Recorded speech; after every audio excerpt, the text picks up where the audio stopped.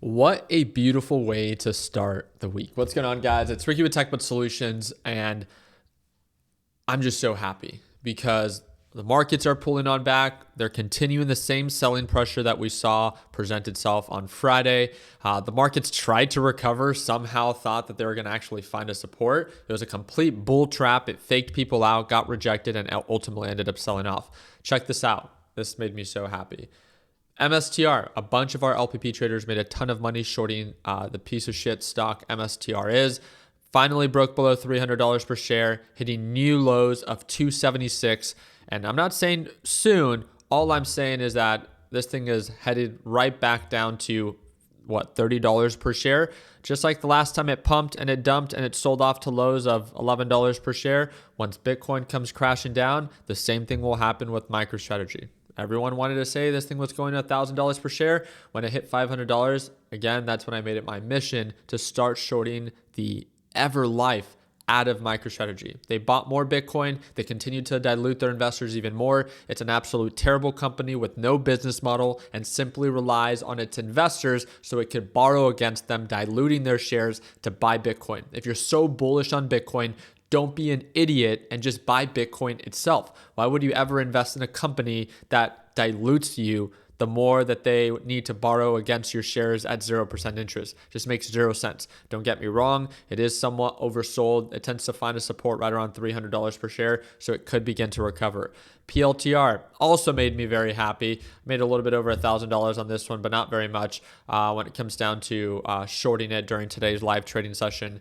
Broke $100 per share, now hit lows of $89.30. And as of right now, the sentiment still looks bearish, but I'm not convinced that the market's going to continue to sell off. There are a few small companies today like HIMS and TEM that report earnings after the market closes. I'm thinking of going live. You guys let me know down in the comment section. Get this video to over 500 likes and I'll do it. But it's Thursday and Friday of this week that are most important. Let me share with you. On Thursday, we have Nvidia reporting earnings. Nvidia is also aggressively selling off because, again, the rest of big tech is also getting rejected.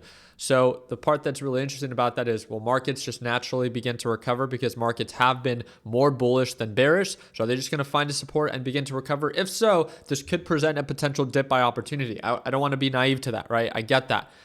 But we also have the PCE report that's set to be released this Friday. And this is the part that cracks me up is like, oh, markets are declining because I guess there's some concern about, if the PCE report that's going to be released from the month of January that is going to be reported this Friday is going to support the case that, oh, inflation is actually going up. Well, no shit. It's what the CPI report showed us, just a few weeks ago.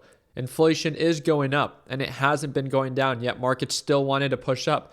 Again, the markets reacted in a positive way. It's laughable. And just like we said then, I know it doesn't make sense, but in a few weeks, markets will most likely retrace and point the finger at inflation. The markets always get ahead of itself. They will always do what they want to. If you think that the markets are going to go higher for longer, be my guest, put your money where your mouth is and buy into the dips and go long. There's nothing wrong with that.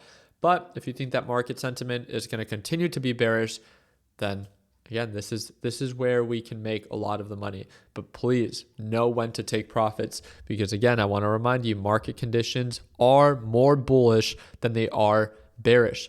We have the market QQQ, incredibly bullish long term on the 4-hour time frame. We're testing a major support range right around $520 per share. If we break below that, then yeah, we can get lows of $500 per share. But we have found a support at $520 the previous two times. It just looks like we're seeing a little bit more selling pressure right now. We'll see if that continues. So again, if we break that support, more selling pressure. If we hold above this, then potential recovery. I'm super excited to follow up, and there's so much money to be made. HIMS reports earnings today. TEM reports earnings today. I want to see all those loudmouth people that were incredibly bullish. Put your money where your mouth is. Now should be the time to buy, right? They're all down 5 to 10%. So if you think that they're going to skyrocket, I want you to make money, right? But if you're a little scared or uncertain, then you should be, right? Because there is uncertainty with them. It's not that they can't push up. I've said it many times before. HIMS can skyrocket to $100 per share. Same thing with TEM.